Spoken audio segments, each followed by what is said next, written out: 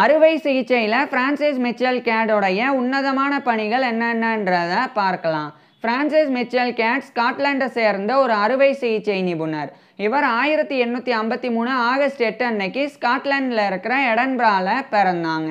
இவர் 1870களுக்கு பிறகு அந்த எடன்பராவில் இருக்கிற யூனிவர்சிட்டி ஆஃப் எடன்பரா மெடிக்கல் ஸ்கூலில் மருத்துவம் படிக்கிறதுக்காக சேர்ந்தாங்க. அப்போ அங்கு ஜோசப் லிஸ்டர் என்ற தலை சிறந்த அறுவை சிகிச்சை நிபுணர் பணிபுரிஞ்சு வந்தாங்க. அவர் அதே எடன்பராவில் இருக்கிற ராயல் இன்ஃபர்மரி ஆஃப் எடன்பரான்ற ஒரு வாலண்டரி ஹாஸ்பிட்டல்லையும் பணிபுரிஞ்சு வந்தாங்க. அந்த ஜோசப் லிஸ்டர் அறுவை சிகிச்சை பண்ணக்கூடிய நோயாளிகளினுடைய காயங்களை சுத்தம் செஞ்சு கட்டுத்துணியை வச்சு கட்டு போடக்கூடிய ட்ரெஸ்ஸர் அப்படின்ற பொறுப்பை பிரான்சிஸ் மிச்சல் கேட் ஏற்றுக்கிட்டாங்க. இதனால் பிரான்சிஸ் மிச்சல் கேட் மருத்துவம் படித்து வரும்போது அறுவை சிகிச்சையில் நடைமுறை அனுபவத்தை பெற தொடங்கியிருந்தாங்க. இது இவருக்கு கிடைச்ச மிகப்பெரிய அதிர்ஷ்டம். ஏன்னா அந்த காலத்துலலாம் அறுவை சிகிச்சைக்கு உட்படுத்தப்பட்ட நோயாளிகளில் கிட்டத்தட்ட 50% பேர் உயிரிழந்து வந்தாங்க. அதுக்கு முக்கியமான காரணம் தொற்று பாதிப்பு தான். உதாரணமாக இப்போ ஒரு நோயாளியினுடைய காலில் அறுவை சிகிச்சை பண்ணால் அறுவை சிகிச்சை பண்ணதுக்கப்புறமா காலில் அறுவை சிகிச்சை பண்ண இடத்தில் ஏற்பட்ட காயத்தில் தொற்று பாதிப்பு ஏற்பட்டு அந்த காயத்தில் சீல் பிடிச்சி அந்த காயம் பெரிதாக ஆரம்பித்து அழுகி போயிடும். இதன் காரணமாக ஒன்று அந்த நோயாளியினுடைய காலை வெட்டி எடுக்கணும், அல்லது அந்த நோயாளியினுடைய உடல் முழுக்க அந்த தொற்றானது பரவி அந்த நோயாளி இறந்து போயிடுவாங்க. இப்பேற்பட்ட மோசமான நிலை இருந்து வந்தது. இந்த மோசமான நிலைக்கு என்ன காரணம் அப்படின்ற சரியான புரிதல் அந்த காலகட்டத்தில் இல்லாமல் இருந்தது. அப்போ தான் ஜோசப் லிஸ்டர் ஒரு விஷயத்தை புரிஞ்சுக்கிட்டாங்க. அதாவது கண்ணுக்கு தெரியாத நுண்கிருமிகள் தான் அந்த காயத்தில் படர்ந்து தொற்று பாதிப்பை ஏற்படுத்தி அந்த காயம் அந்தளவுக்கு மோசமாகிறதுக்கு காரணமாக இருக்குது அப்படின்றத அவர் உணர்ந்தாங்க. அப்போ அந்த நுண்கிருமிகளை அழிக்கிறதுக்காக ஆன்டிசெப்டிக்கை கண்டுபிடிக்கணும் அப்படின்னு ஜோசப் லிஸ்டர் முடிவு செஞ்சாங்க. அதுக்காக அந்த ஜோசப் லிஸ்டர் வந்து கார்போலிக் ஆசிட்டை லின்சீட் ஆயில் அப்படின்ற ஒரு எண்ணெயில் டிசால்வ் பண்ணி அதை ஆன்டிசெப்டிக்காக பயன்படுத்த ஆரம்பிச்சிருந்தாங்க. இதன் மூலமாக அறுவை சிகிச்சைக்கு பிந்தைய உயிரிழப்பானது குறைய தொடங்கியிருந்தது. அதாவது ஜோசப் லிஸ்டர் வந்து அறுவை சிகிச்சை பண்ணுறதுக்காக பயன்படுத்தக்கூடிய கத்தி, கத்திரிக்கோள், அதுக்கப்புறம் கையுறை, கோட், இது மாதிரி அனைத்தையுமே ஆன்டிசெப்டிக்கை பயன்படுத்தி சுத்தம் செஞ்சாங்க. அதுக்கப்புறமா அறுவை சிகிச்சை பண்ண அந்த இடத்தில் ஏற்பட்ட காயம், அதாவது இப்போ காலில் அறுத்து அறுவை சிகிச்சை பண்ணால் அந்த அறுத்த காயம் அங்கே வந்து ஆன்டிசெப்டிக்கை பயன்படுத்தி அந்த காயத்தை ஜோசப் லிஸ்டர் சுத்தம் செஞ்சாங்க. இதன் மூலமாக அந்த நோயாளிக்கு தொற்று பாதிப்பு ஏற்படாது. ஸோ இந்த ஒரு முறையை ஜோசப் லிஸ்டர் அந்த காலத்திலிருந்தே, குறிப்பாக 1865 பின்பற்றி வந்தாங்க. இருந்தாலும் மற்ற நபர்கள் இதை வந்து ஏற்றுக்கொள்ளலை. மற்ற நபர்கள் ஏற்றுக்கொள்ளலைன்னா கூட ஜோசப் லிஸ்டர் இதை தொடர்ச்சியாக செஞ்சு வந்தாங்க. இதனால் அறுவை சிகிச்சைக்கு பிறகு ஏற்படக்கூடிய உயிரிழப்புகளானது பெருமளவு குறைய தொடங்கியிருந்தது. அந்த சமயம்தான் ஜோசப் லிஸ்டருடைய ஒரு அசிஸ்டண்ட்டாக இவர் வந்து பிரான்சிஸ் மிச்சல் கேட் வந்து ஜாயின் பண்ணியிருந்தாங்க. குறிப்பாக ஒரு ட்ரெஸ்ஸராக ஜாயின் பண்ணி அவர் அறுவை சிகிச்சை பண்ணக்கூடிய நோயாளிகளினுடைய காயங்களை இந்த ஆன்டிசெப்டிக்கை பயன்படுத்தி சுத்தம் செஞ்சு கட்டு துணியை வச்சு கட்டு போட்டாங்க. இப்போ பிரான்சிஸ் மிச்சல் கேடுக்கு ஆன்டிசெப்டிக்கோடைய அந்த முழுமையான அந்த பயன் வந்து தெரிஞ்சது.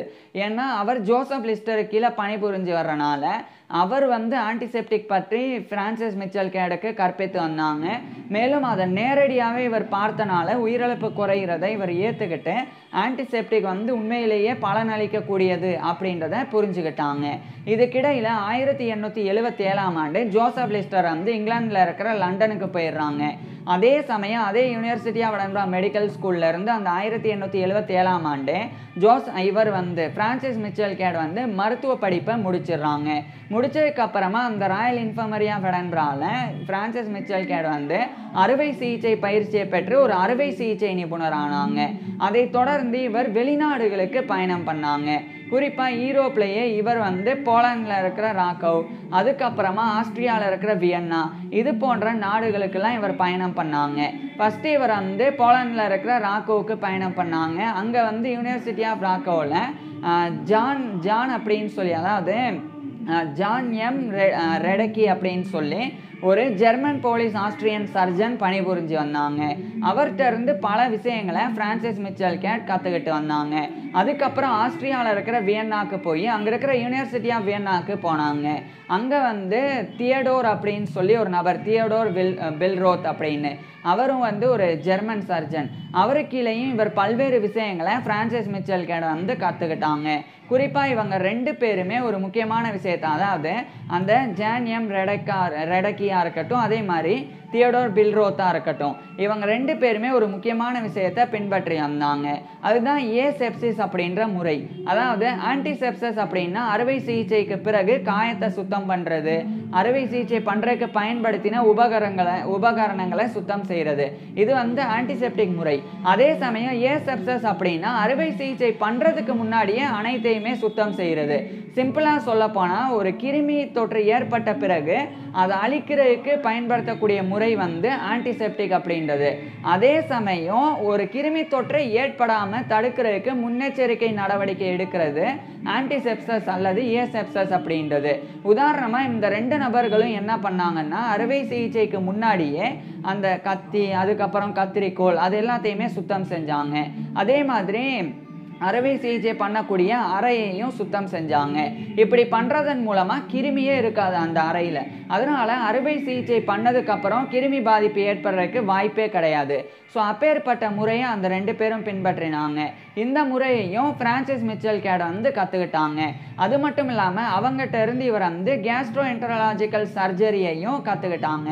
அதாவது நிறைய இந்த அடிவயிற்று பகுதி, குடல் பகுதியெல்லாம் எப்படி அறுவை சிகிச்சை பண்ணுறது, அது சம்மந்தப்பட்ட பயிற்சிகளையும் இவர் வந்து எடுத்துக்கிட்டாங்க. பின்னர் இவருடைய ஸ்காட்லாண்டுக்கே திரும்பினாங்க. திரும்பின பிறகு எடன்ராலே இருக்கிற எடன்ரா எக்ஸ்ட்ராமுரல் ஸ்கூல் ஆஃப் மெடிசன், அங்கே இவர் ஒரு லெக்சரராக பணியாற்ற தொடங்கினாங்க. இவருடைய டீச்சிங் கரியரை ஆரம்பித்தாங்க. அதை தொடர்ந்து 1886 இந்த காலகட்டத்தில் ராயல் இன்ஃபர்மரி ஆஃப் எடன்ரால இவர் ஒரு அசிஸ்டன்ட் சர்ஜனாக பணிபுரிய ஆரம்பித்து பிறகு ஒரு ஃபுல் சர்ஜனாகவே ஆனாங்க. இந்த காலத்தில் தான் பல விஷயங்களை பிரான்சிஸ் மிச்சல் கேட் பின்பற்றினாங்க. குறிப்பாக இந்த ஆன்டிசெப்சஸ் முறையை வந்து பின்பற்றினாங்க. அறுவை சிகிச்சை பண்ணுறதுக்கு முன்னாடியே அந்த கிருமியை நீக்கம் பண்ணுறது, ஸோ அந்த முறையை பின்பற்றினாங்க. இதனால் பிரான்சிஸ் மிச்சல் கேட் கிட்ட அறுவை சிகிச்சை பண்ணக்கூடியவங்களினுடைய எண்ணிக்கை அதிகரித்தது. அதே சமயம் அந்த அறுவை சிகிச்சை பண்ணிக்கக்கூடியவங்களினுடைய அந்த நோயாளிகளினுடைய உயிரிழப்பு விகிதம் அது மிகப்பெரிய அளவில் குறைந்து வந்தது. ஏன்னா பிரான்சிஸ் மிச்சல் கேட் 2 விஷயத்தையும் பண்ணாங்க. ஒன்று, இந்த கிருமி தொற்று ஏற்படாமல் முன்னெச்சரிக்கை நடவடிக்கை மேற்கொள்கிறது, அந்த ஏசெப்சஸ் பண்ணுறது, அதையும் இவர் பண்ணாங்க. அதே மாதிரி இந்த ஆன்டிசெப்டிக் வந்து பயன்படுத்தி அறுவை சிகிச்சைக்கு பிறகும் அவங்கள வந்து காப்பாற்றுறது, அப்பேற்பட்ட முறைகளையும் இவர் வந்து பின்பற்றி வந்தாங்க. இதனாலேயே பிரான்சிஸ் மிச்சல் கேட் கிட்ட அறுவை சிகிச்சை பண்ணிக்கிட்டா உயிரிழப்பு விகிதம் வந்து ரொம்ப குறைவு. அப்பேற்பட்ட அந்த ஒரு நிலை வந்து ஏற்பட்டது. இது ஒரு பக்கம் இருக்க, இந்த ஆன்டிசெப்டிக்லாம் எப்படி பயன்படுத்தி அறுவை சிகிச்சையெல்லாம் பண்ணணும் அது பற்றி பிரான்சிஸ் மிச்சல் கேடும் அதே மாதிரி சார்ல்ஸ் வாக்கர் கேத்கார்ட் அப்படின்னு இன்னொரு ஸ்காட்டிஷ் சர்ஜன், அவர் வந்து பிரான்சிஸ் மிச்சல் கேடோடைய நண்பர் தான். ஸோ இவங்க 2 பேரும் இணைஞ்சு a surgical handbook for the use of students practitioners extra அப்படின்ற டைட்டிலில் ஒரு ஒர்க்கை எழுதி 1889ஆம் ஆண்டு இவங்க 2 பேரும் வெளியிட்டாங்க. அதுக்கப்புறமா அந்த ஹேண்ட்புக்கை தொடர்ந்து அடுத்தடுத்த பதிப்புகளாக இவங்க 2 பேரும் வெளியிட்டு வந்தாங்க. அதாவது a surgical handbook for the use of students practitioners and extra அப்படின்ற அந்த புத்தகத்தை அடுத்தடுத்த பதிப்புகளாக வெளியிட்டு வந்தாங்க. அந்தளவுக்கு ஒரு முக்கியமான புத்தகமாக மாறினது. அதில் இந்த antiseptic surgical management of wounds, அதாவது ஆன்டிசெப்டிக்கை பயன்படுத்தி எப்படி காயங்களை வந்து கையாளுறது, அதை பற்றி ரொம்ப தெளிவாக இவங்க எழுதி வந்தாங்க. அது நிறைய ரிவைஸ் பண்ணி இவங்க வந்து எழுதி வந்தாங்க. அதாவது ஆன்டிசெப்டிக்கில் ஏற்படக்கூடிய முன்னேற்றங்கள் பற்றியும் இதில் எழுதி வந்தாங்க. ஏன்னா அந்த காலத்தில் கார்போலிக் ஆசிட் ஆனது ஆன்டிசெப்டிக்காக பயன்படுத்தப்பட்டு வந்தது. பொதுவாக கார்போலிக் ஆசிட்டை பயன்படுத்தினா தோல் வந்து கிளிய ஆரம்பிக்கும். ஸோ அப்பேற்பட்ட பிரச்சனை இருந்தனால, அதாவது குறிப்பாக திசுக்கள் எல்லாம் கிளிய ஆரம்பிக்கும். ஸோ அப்பேற்பட்ட பிரச்சனை இருந்தனால இருந்தனால கார்போலிக் ஆசிட்டை மேம்படுத்தினாங்க. அதுக்கப்புறமா ஆன்டிசெப்டிக்காக மற்ற மருந்துகளை பயன்படுத்த தொடங்கினாங்க. ஸோ அப்போ என்னெல்லாம் நடைமுறைக்கு வருது, என்ன முன்னேற்றங்கள் எல்லாம் ஏற்படுது, அது எல்லாத்தையும் கூட இவங்க 2 பேரும் எழுதி வந்தாங்க. அதுக்கப்புறமா பிரான்சிஸ் மிச்சல் கேட் வந்து கேஸ்ட்ரோஎன்டராலஜிக்கல் சர்ஜரி அதில் ஒரு முன்னோடியாகவே மாறினாங்க. ஏன்னா பொதுவாக அந்த காலத்தில் ஸ்காட்லாண்டை பொறுத்த வரைக்கும் அடிவயிறை திறந்து அறுவை சிகிச்சை பண்ணுறது அப்படின்றது சவால் நிறைந்த ஒன்றாக இருந்தது.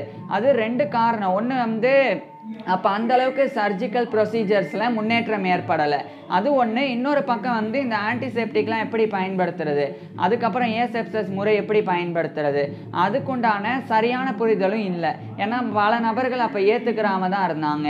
இதனாலேயே கேஸ்ட்ரோஎன்டராலஜிக்கல் சர்ஜரிலாம் பண்ணால் நிறைய நபர்கள் உயிரிழந்து தான் வந்தாங்க. அதனால் அதை பண்ணுறதுக்கே அறுவை சிகிச்சை நிபுணர்கள் பயந்து வந்தாங்க.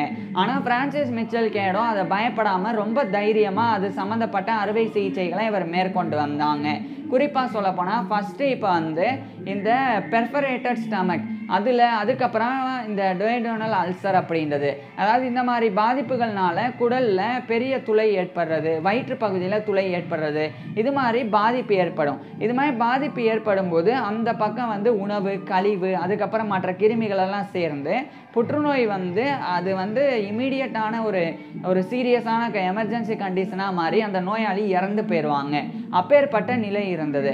அதை சரி செய்கிறதுக்கு அந்த துளையை வந்து அடைக்கணும். அதுக்கு அந்த துளையை இணைச்சி அந்த துளையை அடைச்சி அறுவை சிகிச்சை பண்ணி அதை தைக்கணும்.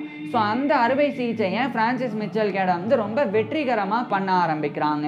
இதை இவர் பண்ணது மட்டும் இல்லாமல் ஸ்ட்ரிக்சர்ஸ் அப்படின்ற கொலக்டமி ஆஃப் ஸ்ட்ரிக்சர்ஸ் அப்படின்ற ஒரு பிரச்சனை இருக்குது. இது என்னன்னா குடலில் சில நபர்களுக்கு சுருக்கம் ஏற்படும். அப்படி சுருக்கம் ஏற்படுறனால நிறைய பாதிப்பு ஏற்படும். அப்போ அந்த சுருக்கத்தை தவிர்க்கிறதுக்கு குடலில் இருக்கக்கூடிய சுருக்கம் அந்த பகுதியை வெட்டி எடுத்துட்டு அந்த குடலினுடைய 2 பகுதியையும் இணைச்சிடணும். அதாவது இப்போ ஒரு நீளமான குடல் இருக்குது அப்படின்னா அந்த நீளமான குடலில் நடுவில் மட்டும் சுருக்கம் இருக்குது அப்படின்னா அந்த சுருக்கத்தை வெட்டி எடுக்கணும்.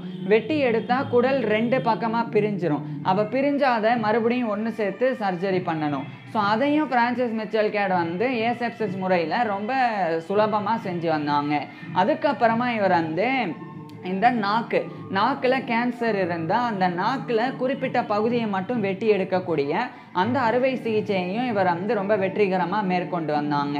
அது எல்லாத்தையும் கடந்து இவர் வந்து ரெக்டல் எக்ஸிஷன் ஃபார் கேன்சர், அதாவது மலக்குடலில் புற்றுநோய் ஏற்பட்டால் அந்த ரெக்டல் மலக்குடலை வந்து அறுவை சிகிச்சை பண்ணி நீக்கக்கூடிய அந்த அறுவை சிகிச்சையையும் கூட இவர் பிரான்சிஸ் மிச்சல் கேட் வந்து பண்ண தொடங்கினாங்க.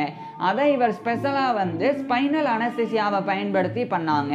அனஸ்தீசியா அப்படின்னா மயக்க மருந்து, அதே சமயம் ஸ்பைனல் அனஸ்தீசியா அப்படின்னா முதுகுத்தண்டில் அனஸ்தீசியா கொடுப்பாங்க. அதனால விழிப்புணர்வாக தான் நோயாளிகள் இருப்பாங்க. அதாவது நோயாளிகள் மயக்கம் அடைய மாட்டாங்க, ஆனால் அவங்களுடைய உடம்புக்கு கீழே இருக்கக்கூடிய பகுதி அது எல்லாமே வந்து உணர்விழந்து போயிடும். அதனால் வலி தெரியாது. ஸோ அப்பேற்பட்ட ஸ்பைனல் அனஸ்தீசியாவை பயன்படுத்துறதுலையும் பிரான்சிஸ் மிச்சல் கேட் வந்து ஒரு பயனியராக இருந்தாங்க. ஸோ பயனியராக இருந்து ரெக்டலை சர்ஜரி பண்ணி நீக்கக்கூடிய அந்த அறுவை சிகிச்சையை இவர் வந்து மேற்கொண்டாங்க. இப்படி கேஸ்ட்ரோஎன்டராலஜிக்கல் சர்ஜரியில் ஆரம்பித்து ஆன்டிசெப்டிக் ஏசெப்சிஸ் முறைகள் எல்லாம் தொட்டு பல முன்னேற்றங்களை சர்ஜரியில் பிரான்சிஸ் மிச்சல் கேட் ஏற்படுத்தினாங்க. இதன் காரணமாக 1901ஆம் ஆண்டு இவருக்கு வந்து லிஸ்டன் விக்டோரியா ஜூப்ளி பிரைஸ் அப்படின்ற அந்த கௌரவம் வழங்கப்பட்டது.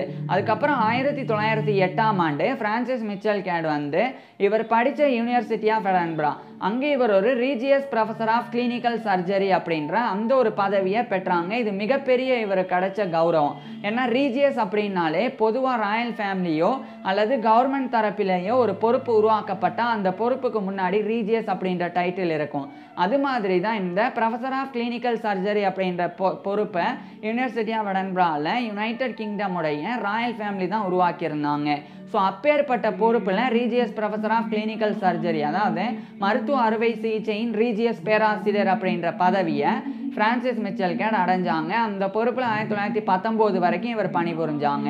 அதுக்கப்புறம் 1921ஆம் ஆண்டு வரைக்கும் கிட்டத்தட்ட 32 ஆண்டுகள், அதாவது 1889 1921 வரைக்கும் கிட்டத்தட்ட 32 ஆண்டுகள் பிரான்சிஸ் மிச்சல் கேட் வந்து surgical handbook for the use of students practitioners extra அப்படின்ற அந்த புத்தகத்தினுடைய பதிப்புகளை வெளியிட்டு வந்தாங்க. குறிப்பாக ஒட்டு மொத்தமாக 19 பதிப்புகளை பிரான்சிஸ் மிச்சல் கேடும் சார்ல்ஸ் வாக்கர் அந்த அந்த சார்ல்ஸ் வாக்கர் கேத்கார்ட் அவர் கூட இணைஞ்சு ஃப்ரான்சிஸ் மிச்சல் கேட் வந்து வெளியிட்டிருந்தாங்க. இதில் குறிப்பிட வேண்டிய விஷயம் என்னன்னா, இந்த புத்தகத்தில் இடம்பெற்றிருந்த இல்லிஸ்ட்ரேஷன்ஸ் அப்படின்னா படங்கள், அதாவது உடல் உறுப்பை எப்படி அறுவை சிகிச்சை பண்ணுறது, எப்படி ஆன்டிசெப்டிக்கை பயன்படுத்துறது, அதுக்குண்டான படங்கள் எல்லாம் இருக்கும், வரைஞ்சிருப்பாங்க. அது எல்லாமே ஃப்ரான்சிஸ் மிச்சல் கேடோடைய ஓன் டிராயிங்ஸாக இருந்தது. ஸோ இப்படி இவ்வளோ விஷயங்கள் ஃப்ரான்சிஸ் மிச்சல் கேட் வந்து பண்ணாங்க. இப்பேற்பட்ட நபர் இறுதியாக 1926ஆம் ஆண்டு நவம்பர் 2 அன்னைக்கு இவரோட 73 வயசில் இறந்து போனாங்க. இப்பேற்பட்ட ஃப்ரான்சிஸ் மிச்சல் கேட் பற்றி நீங்கள் என்ன நினைக்கிறீங்க அதை கீழே கமெண்ட்ஸில் சொல்லுங்கள். இவருடைய ஃபுல் லைஃப் ஹிஸ்ட்ரியை நான் ஏற்கனவே பேசியிருக்கேன். அதை பார்க்குறதுக்கு கீழே டிஸ்கிரிப்ஷனில் லிங்க் கொடுத்துருக்குறேன், கட்டாயமாக பாருங்கள். தேங்க்யூ.